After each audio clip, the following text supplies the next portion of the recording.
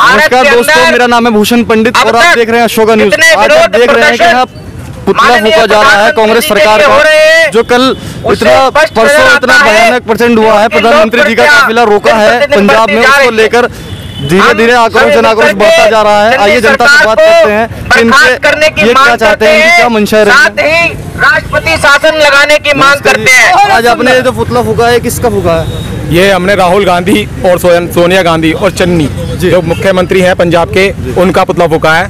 उनकी कायराना हरकत जो हुई है उसके विषय में उन्होंने प्रधानमंत्री को मात्र अपनी सिक्योरिटी जो उन्हें प्रोवाइड थी उनको बीच रास्ते में रोककर उनकी जान के साथ जो खिलवाड़ किया है, ये अच्छा नहीं हुआ है। ये देश के बीजेपी के प्रधानमंत्री नहीं है, पूरे देश के प्रधानमंत्री हैं। उन्हें ये समझना होगा कि ये जो हरकत की गई है कायराना हरकत है और इसका जवाब हर हिंदुस्तानी अपने वोट से देगा। भाजपा केवल राजनीति कर रही है, ऐसा सब बोल रहे हैं। कांग्रेस सब का यही कहना है कि भाजपा केवल राजनीति कर रही है। ये सिर्फ उनको अपने चारों राज्य में हार का कारण है जी। उन्हें दिख रहा है कि चारों राज्य बीजेपी बहुत ही बहुमत से जीत रही है, उस कारणवश पांचों राज्य मेरे को मिस्टेक है, तो उस कारणवश वो बौखलाए हुए हैं और यही चाहते हैं कि किसी ना किसी कारण को बनाकर और बीजेपी को मतलब हाथ से उसमें लाया जाए। बस। नमस्ते भाई साहब, क्या नाम है आपका? मेरा नाम शोभित ठाकुर है जी। मैं गढ़मुक्तेश्वर निवासी हूँ। और जो हमारे माननीय प्रधानमंत्री जी के साथ में जो ये हादसा हुआ है वो जलालता के तौर पे है जी। जो हमारे पंजाब के मुख्यमंत्री चरणजीत चन्नी जी हैं, वो उन्होंने जो जलालत की है ये बिल्कुल कुत्तों वाली हरकतें की है। कह रहे हैं कि 500 सीटें भरी गई। ऐसा कुछ नहीं है, ये तो विपक्ष पार्टी कुछ भी कह सकती है, कांग्रेस कुछ कह सकती है, सपा कुछ कह सकती है, बसपा कुछ कह सकती है। मतलब जो अपनी सरकार 2022 में आनी है वो बीजेपी सरकार आनी है।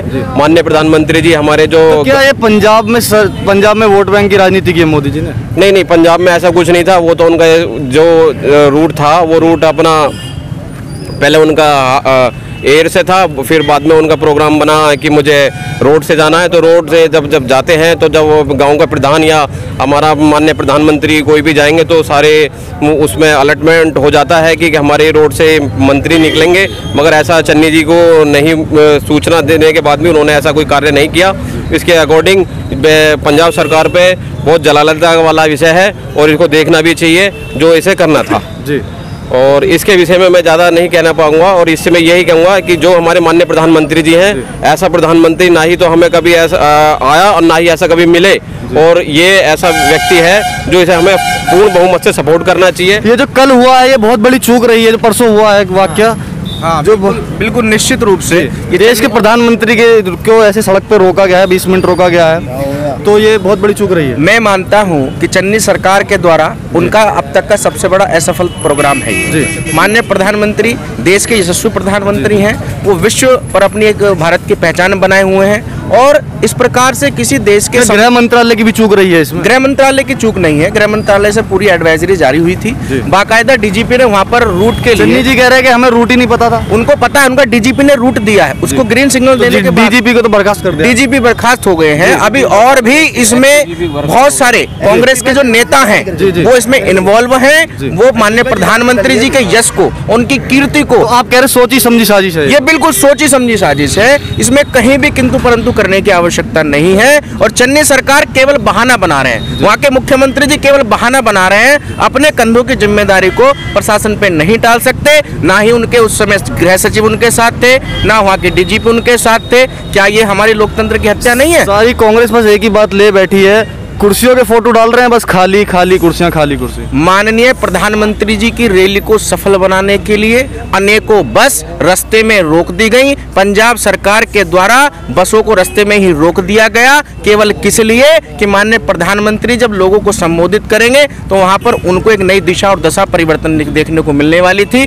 इसीलिए चन्नी सरकार ने माननीय प्रधानमंत्री जी के साथ और वहां की जनता के साथ और कार्यकर्ताओं के साथ ये बहुत अपमान किया है। तो क्या लगता है पंजाब में मोदी जी को इसलिए रोका गया कि डर था मोदी जी से? मोदी जी से ये भी आपने कहीं वो पसंद किया है कि मोदी जी से डर था। असली बात तो यही है कि मोदी जी से डर था। यदि वो वहां पर सभा कर देते और वो देखिए मोदी जी का इतना बड़ा बड़प्पन दूसरे राज्य में पहुंच करके, यदि उनकी वहां सरकार भी नहीं है, उनका बड़प्पन वो दूसरे लोगों के लिए भी कितने करोड़ रुपए की योजना वो उनको देने जा रहे थे। लेकिन ये चन्नी सरकार को बर्दाश्त नहीं हुई कि मुझे वो देने के लिए प्रधानमंत्री जी आ रहे हैं, मुझे उनका स्वागत करना चाहिए। उनको शर्म नहीं आई उन्होंने पंजाब की जनता के साथ इतना धोखा किया, इसका जवाब पंजाब की जनता उन्हें आगामी चुनाव में वोटों के आधार से देने वाली है। और कांग्रेस को कभी भी ये जनता माफ नहीं करेगी। ईश्वर भी देख रहा है, जिसका मालिक, जिनकी रक्षा करने वाला प्रधानमंत्री अगर ऐसा हो, उसके साथ प्रत्येक छोटा हो या बड़ा हो, हर वर्ग का व्यक्ति आज प्रधानमंत्री जी से जुड़ा हुआ है, उनका साथ देने के लिए तैयार खड़ा हुआ है। और कांग्रेस पार्टी को शर्म करना चाहिए। कांग्रेस को पार्टी के चिन्ह सरकार जो है, हम उसको समस्त जितने भी हमारे यहाँ कार्यकर्ता हैं उसको बर्खास्त की मांग करती है और वहाँ पर राष्ट्रपति शासन लगाने की मांग करती है। बाबू जी, आप क्या कहना चाहेंगे?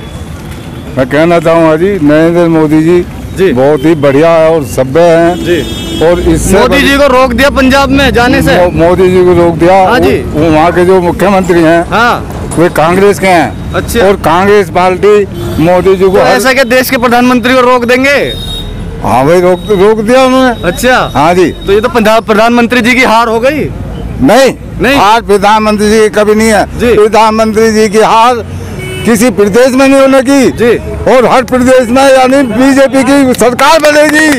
और हर प्रदेश में बीजेपी यानी ऊपर रहेगी। अच्छा, बीजेपी की सरकार बनेगी हर में। 400 यानी विधायक उत्तर प्रदेश में बनेंगे। अच्छा, अब की बात।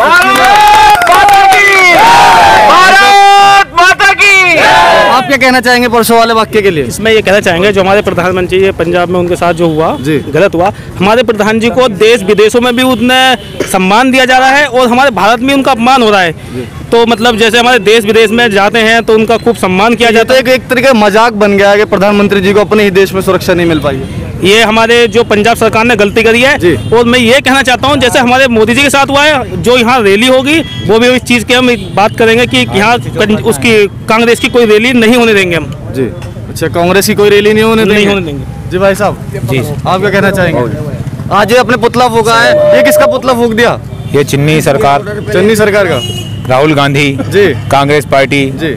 राहुल गांधी जी तो वैसे ही शांत पड़े हैं। शांत कहाँ पड़े हैं? वो तो बस सब कुछ तो उन्हीं का ही करा धरा है। सबसे ज्यादा करा धरा तो उन्हीं का ही है। अच्छा। वो आज से पहले भी कांग्रेस पार्टी हिंदू विरोधी पार्टी रही है और आज भी। चन्नी जी कह रहे हैं कि मैं अपने प्रदेश के किसानों पर लाठी चलवा देता क्या? चन्नी जी कह रहे हैं कि मैं अपने प्रदेश के किसानों पर लाठी चलवा देता क्या? वहाँ पर बताइए, मुझे लग रहा है 4-5 ही किसान थे।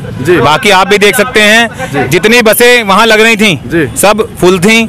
वहाँ पंजाब सरकार ने सारी बसों को रोक करके वहाँ से बैनर फाड़े, झंडे फाड़े। ये बदतमीजी एक छोटी सोच के व्यक्ति ही कर सकते हैं। उन्हें खतरा इस बात का है कि अब इस बार कांग्रेस की पार्टी वहाँ से जा रही है, वहाँ भारतीय जनता पार्टी का परचम लहराएगा और बहुत विजयी परचम लहराएगा। पंजाब में 42,000 करोड़ रुपए की योजनाएं देने माननीय प्रधानमंत्री जा रहे थे वहाँ, फिर भी इतना बड़ापन देखिए माननीय प्रधानमंत्री जी का, फिर भी उन योजनाओं को वो पंजाब सरकार को दे रहे हैं। हम एक नया पंजाब बनाने की बात कर रहे हैं। चिन्नी जी वही नशा मुक्त पंजाब वो नहीं चाहते, हम नशा मुक्त पंजाब चाहते हैं। लेकिन उनको आदत है, वो गलत काम करेंगे, बाज नहीं आएंगे। हम इस बात का जवाब उन्हें वोट से दिलाया जाएगा। भैया बताइए, आप क्या कहना चाहेंगे? देखिए, मैं बस इतना ही कहूँगा, निसंदेह दुर्भाग्यपूर्ण जो आज कांग्रेस सरकार ने कायराना हरकत पंजाब में की है, बहुत ही दुर्भाग्यपूर्ण है, बहुत ही कायराना है। क्योंकि पीएम जो होता है, प्रधानमंत्री जो होता है, वो किसी एक सूबे एक प्रांत का नहीं होता, वो पूरे भारत का होता है। और संविधान के अनुसार उनकी सिक्योरिटी बीजेपी का प्रधानमंत्री बता रहे हैं। नहीं, देखिए सुनिए, अगर प्रधानमंत्री और राष्ट्रपति बीजेपी के होने लगे तो अपने गढ़मुक्तेश्वर का चेयरमैन किस पार्टी का है वो भी हमें सोचना पड़ेगा। देखिए, वो चेयरमैन जब बनता है पूरे गढ़ का होता है, सेम प्रधानमंत्री जब बन गया तो वो पूरे भारत का होता है। अभी मेरे जो जिला वरिष्ठ उपाध्यक्ष है टिंकू जी ने बताया कि जो योजनाएं वो पंजाब को देने वाले थे, इतनी हरकतों के बावजूद भी उन्होंने दी।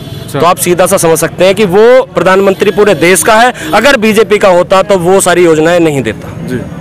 अच्छा, तो जैसा कि आप देख रहे हैं कि जनता में बहुत आक्रोश है और दिन पे दिन ये आंदोलन बढ़ता जा रहा है। प्रधानमंत्री जी की जो चूक हुई है, 15 मिनट जो उन्हें वहाँ खड़ा रखा है 20 मिनट, तो जनता उसे बिल्कुल दरकिनार नहीं कर रही है। बोल रहे हैं बर्दाश्त नहीं करेंगे, हम अपनी वोटों से बताएंगे, पंजाब में अपना परचम लहराएंगे, उत्तर प्रदेश में 5 राज्यों में सरकार बनेगी भाजपा की, ऐसा लोगों का कहना है। ऐसे हमारे साथ जुड़े रहिए। नमस्ते।